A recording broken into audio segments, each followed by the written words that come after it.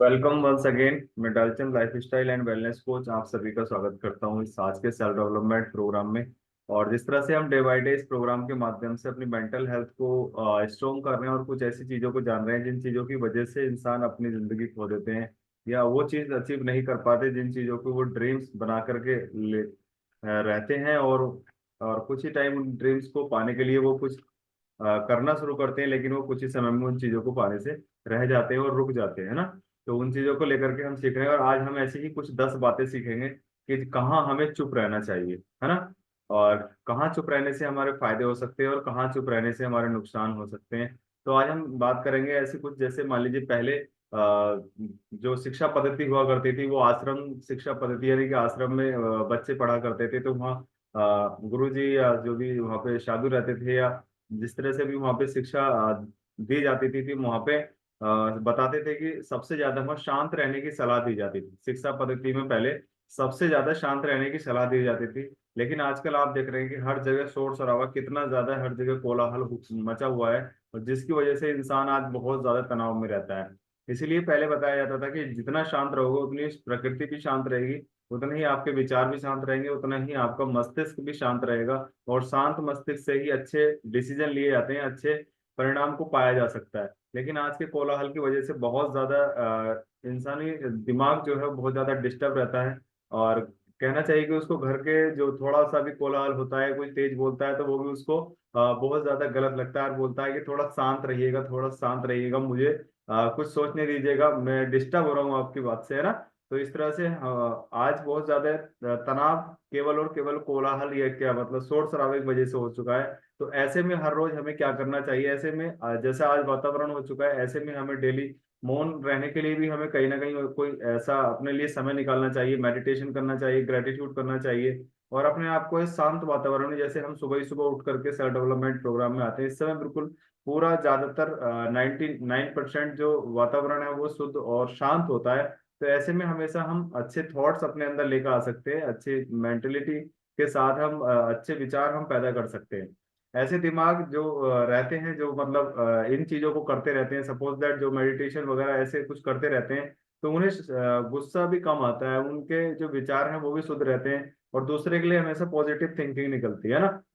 और जब ऐसा हम ये चीजें करते रहते हैं तो जो हमारे निगेटिव थॉट्स पैदा करने वाले हार्मोन्स है वो भी एक्टिवेट नहीं होते, वो भी मतलब उनको भी उनकी खुराक नहीं मिलती, क्योंकि उनको भी क्या चाहिए, उनको भी निगेटिव वातावरण चाहिए, निगेटिव थॉट्स चाहिए। और जब हम इन चीजों को करते रहते हैं और कहते भी हैं तराजू में पलड़ा जिस चीज का भारी होता है वही चीज ज्यादा बढ़ जाती है कि नहीं ऐसा।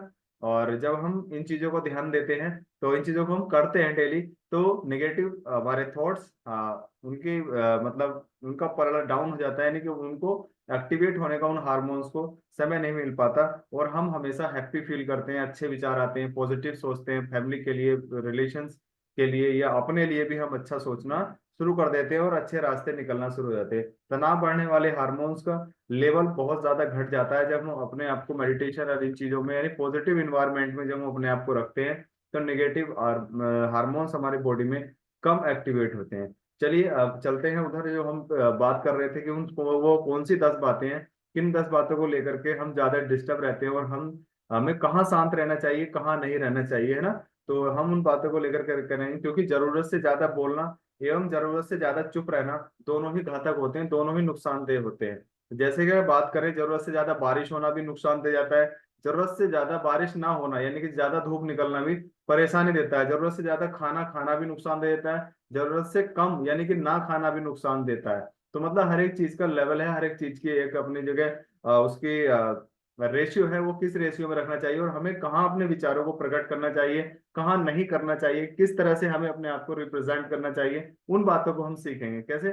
तो नंबर एक है क्या है वो, बिना तथ्य के ना बोले। जहां भी कोई ऐसा आपके मतलब का कोई ऐसी बात चल रही हो जहाँ 4-5 लोग हों और वहां मतलब हमारे तथ्य देने से कोई वहां फायदा ना हो, हमारा वहां विरोध हो जाए, आपको आभास होता है कि अगर मैं यहाँ बोलूंगा मेरा विरोध हो सकता है, तो वहां अपने तथ्य बिल्कुल ना दे, है ना। वहां हमेशा शांत रहें, उनकी बातों को सुने और अगर आपको लगता है कि मेरे मतलब की बात नहीं है तो वहां से लीव करें, धीरे धीरे वहां से निकले, वरना आप अपने आप को कुंठित महसूस करेंगे, आप वहां विरोध करने का प्रयास करेंगे, वहां हम आप सोचेंगे कि मैं क्यों नहीं बोल पा रहा, और वहां अगर आप बोलेंगे तो वहां आपके तथ्य मतलब उनका कोई आधार नहीं होगा, फिर आप अपने आप से ही अपने आप को कुंठित करने लगेंगे, अपने आप से आप घृणा करने लगेंगे। तो हमेशा ऐसी जगह से लीव कर जाओ जहां आपके तथ्यों का कोई मतलब आपको नजर नहीं आ रहा हो, है ना। और दूसरा क्या है, शब्दों से कभी किसी ऐसे शब्द ना बोलें जहां किसी को किसी से ठेस पहुंचे।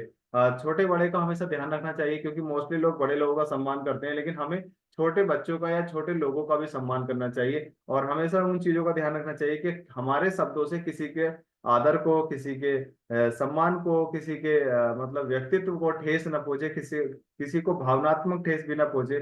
तो हमेशा ऐसे शब्दों को हमें इग्नोर करना चाहिए, और ऐसे शब्दों से हमेशा हमें दूर रहना चाहिए।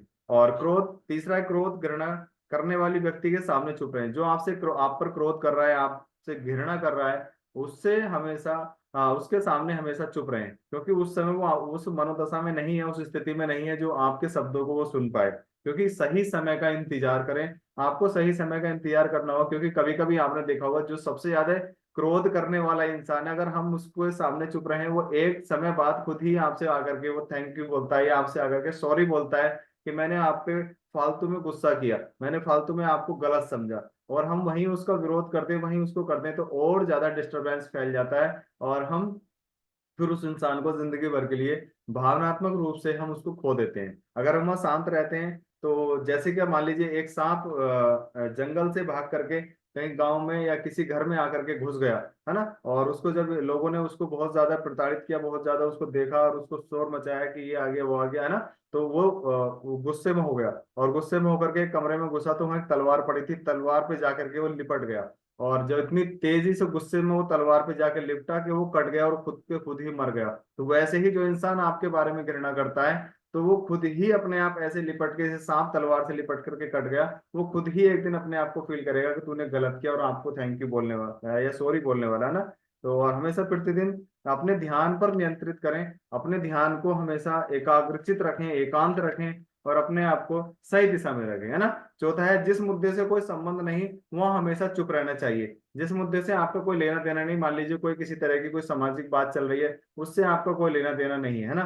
और मान लीजिए कहीं किसी कमेटी का गठन चल रहा है, मान लीजिए कहीं रामलीला की बात चल रही है, या कहीं किसी महाभारत की बात चल रही है, या किसी लड़ाई झगड़े की बात चल रही है, तो वहां अगर हमारा बोलना उचित नहीं है, यानी कि उसका हमारे से कोई लेना देना नहीं है, तो हमें वहां पर हमेशा शांत रहना चाहिए, किसी के विवाद में नहीं कूदना चाहिए, है ना। हमेशा, जैसे मान लीजिए बहुत सारे आपने देखे होंगे, कुछ बातें चल रही होंगी, वहां अपने तर्क जरूर देते हैं कुछ बोलने वाले, उनको कहते हैं ना अपने टांग अड़ाने की आदत बहुत ज्यादा होती है। तो हमेशा उन चीजों से हमेशा बच के रहें, क्योंकि फिर उन विवादों को हम अपने ऊपर ले लेते हैं, और उस विवाद में हम कहीं ना कहीं अपने आप को रख लेते हैं। मोस्टली बहुत सारे आपने अपने घरों में भी फैमिली मेंबर्स देखे होंगे, जैसे कि मान लीजिए घर से खाना खा करके बाहर घूमने के लिए वो जाते हैं, है ना। जो बाहर के विवाद हैं, फिर उन्हें घर लेकर के आते हैं, जिन विवादों से कोई मतलब नहीं, वो खुद तो परेशान होते ही होते हैं, घर वालों को और बताते हैं कि वो ऐसे कह रहा था, उसने ऐसे कहा, मैंने ऐसे कह दिया, तो मुझे ऐसे कहने लगा, है ना। तो वो विवाद अपने घर और लेकर के आते हैं। तो फालतू के विवादों से हमेशा बच के रहें, और जहां आपको कोई मतलब नहीं है, चुप रहें, क्या जाता है ना। तो और आपके नेक्स्ट है, आपके शब्दों से किसी मित्र परिवार को हानि ना पहुंचे। जो भी हम बोल रहे हैं, मान लीजिए हमने किसी फैमिली के मेंबर को कुछ ऐसा बोल दिया, और या किसी अपने फ्रेंड को कुछ बोल दिया, और उसकी फैमिली के बारे में कुछ हमने बोल दिया, तो कभी ऐसे शब्द ना बोलें जिससे क्या हमारे फ्रेंड या फैमिली के किसी भी को किसी प्रकार की भी कोई ठेस पहुंचे। कभी चिल्लाए नहीं किसी पर, कभी चिल्ला करके बात ना करें। आवाज में हमेशा मधुरता होनी चाहिए, शब्दों को मजाक के मायने में रखें। जैसे मान लीजिए बहुत सारी बातें हमें किसी को समझाना होता है, किसी को कुछ कहना होता है, और उससे हमें डर लग रहा है कि इससे कहूँ कि ना कहूँ, तो हम मजाक के तौर तरीके से भी हम उसको बोल सकते हैं। और हमेशा उसकी प्रतिष्ठा का ध्यान रखें, किसी की प्रतिष्ठा को भावनात्मक रूप से या तो उसको ठेस ना पहुंचे, है ना। और किसी की पीठ पीछे कभी भी बुराई नहीं करनी चाहिए, क्योंकि जब हम किसी की पीठ पीछे बुराई करते हैं, तो एक दिन ऐसा आता है कि वो भी हमारी जाने अनजाने में कहीं ना कहीं बुराई करने लगता है। क्योंकि the power of subconscious mind, law of attraction, ये पूरी तरह काम करता है। जिसके बारे में हम जैसा सोचते हैं, चाहे वो हमसे कोसों दूर रहता हो, वो भी ऑटोमेटिकली हमारे बारे में वैसा ही सोचना शुरू कर देता है। That's a true 100%, that's a fact, not a opinion, है ना। ये एकदम फैक्ट है। और हमेशा उसके बारे में अच्छा ही सोचें, है ना। और नेक्स्ट है, किसी की बुराई कर रहा हो कोई व्यक्ति, तो वहां चुप रहो, बस सुनते रहो, हाँ भी ना मिलाओ, वरना हाँ मिलाने में भी कभी कभी हम उसमें संलिप्त हो जाते हैं, हम उसमें लिपट जाते हैं, और कहा कहते हैं कि वो जितना किसी की बुराई करने वाला गुनहगार होता है, और सुनने वाला और उस पे हाँ करने वाला भी उतना ही गुनहगार है। अगर आपने उसको सहमति दे दी, मतलब हाँ कर दिया, तो सहमति दे दी है ना, तो सहमति देने में भी हम उतने ही गुनहगार हैं। और हमेशा सुनते रहें, और जो किसी की बुराई कर सकता है, एक ध्यान रखें, वह किसी दिन आपकी भी किसी से बुराई कर सकता है कि नहीं। तो हमेशा किसी की बुराई में कभी भी संलिप्त ना हो, बस सुनते रहें, है ना। और हो सके तो उस बात को चेंज करने का मतलब अब आपके अंदर प्रतिभा है कि आप कोई और टॉपिक चेंज कर सकते हैं, तो उसको भी चेंज करने पे फील करो, और उसको ये फील नहीं होनी चाहिए कि हाँ ये उसकी बुराई करने से मुझे रोक रहा है। टॉपिक चेंज करने की हमारे अंदर एबिलिटी होनी चाहिए ना। जब कोई आपकी भावना को न समझे, वहां चुप रहो। जहां हम मान लीजिए हम कुछ कहना चाह रहे हैं, हम किसी भी तरह की, मान लीजिए कोई, आपने बहुत सारे ऐसे सामाजिक तथ्य ऐसे देखे होंगे या सामाजिक समूह ऐसे देखे होंगे जहां आपकी उस हिसाब से वैल्यू नहीं है, लेकिन हम वहां जाकर के फालतू में अपना टाइम वेस्ट करते हैं, है ना। बोले मैं खाना खा करके वहां घूम के आता हूँ, वहां जाता हूँ, और सुबह सुबह वहां जाकर के खड़ा होता हूँ, वहां अपना टाइम फालतू में हम वेस्ट करते हैं ना। और वहां हमारा कोई मतलब नहीं है, अपनी भावनाओं की कोई कदर नहीं है। तो वहां ऐसी जगह ना जाएं, क्योंकि सबको, और उन लोगों को कभी अपने मन की बात, अपने परिवार की बात, अपने गोल्स, अपने इन चीजों की बात कभी ना बताएं। हमेशा वहां शांत रहें, हो सके तो वहां ना जाएं, है ना। जब कोई अपना दुख बता रहा हो तो वहां सुने, और किसी को ना बताएं। जब कोई व्यक्ति अपना दुख वहां से बता रहा हो और आपको अपना समझ करके वो शेयर कर रहा हो, तो उसके दुख को किसी अन्य व्यक्ति से शेयर ना करें। हो सकता है तो वहाँ अपने कुछ उसको ओपिनियन दें, उसको कुछ अगर आप कुछ कर सकते हैं। मान लीजिए सपोज दैट किसी को भूख लगी है और वो परेशान है, उसका फैमिली, उसके घर में खाने के लिए अनाज नहीं है, तो किसी को ना बताएं, बोले वो मिला था, उसके घर तो अनाज भी नहीं है खाने को। मोस्टली ऐसे ही करते हैं लोग, है ना। अगर आप कुछ कर सकते हैं तो उसको कीजिएगा, बट किसी दूसरे व्यक्ति से उसको शेयर ना कीजिएगा। करने के बाद भी शेयर मत कीजिएगा, है ना। कर देते हैं कि कुछ दे दिया, बोले मैंने उसको दे दिया, है ना। तो कभी भी शेयर ना करें, और जो कर सकते हैं दिल से करें। और दुष्ट प्रकृति के लोग जो गाली गलौज ज्यादा करते हैं, या समाज में आपने देखा होगा हर बात पे कुछ ना कुछ गाली गलौज करते रहते हैं, उनसे हमें हमेशा दूर रहना चाहिए। और क्योंकि जिस तरह की वो इन्वायरमेंट होता है, अगर हम उनके बीच में रहते हैं, तो एक दिन ऐसी ही एक्टिविटी हमारे अंदर भी आ जाती है। तो हमेशा ऐसे लोगों से दूर रहें। और लास्ट पॉइंट है, हमारी सफलता का राज किसी को ना बताएं। जो भी आप काम कर रहे हैं, जिस तरह की आज आपके पास अचीवमेंट है, किसी को ना बताएं, क्योंकि जो सक्सेस पर्सन होते हैं उनका काम बोलता है, वो जुबान काम ना करने वालों की बोलती है। तो हमेशा अपना काम पे फोकस करें और काम पे ध्यान दें, क्योंकि जब हम सक्सेस होना स्टार्ट होते हैं, तो हम अपनी सक्सेस का ढंढोरा पीटना शुरू कर देते हैं। और कुछ लोग आपके नियर डियर ऐसे होते हैं जो आपके सक्सेस से जलना शुरू कर देते हैं, और उनकी जो निगेटिव एनर्जी है, वो आपके काम को प्रभावित करती है। कहते हैं ना, नजर लग गई क्या, है ना। तो वो निगेटिव एनर्जी होती है जो हमारे काम को प्रभावित करती है। और जब आप सक्सेस हो जाएंगे, तो आपका काम खुद पे खुद बोलेगा।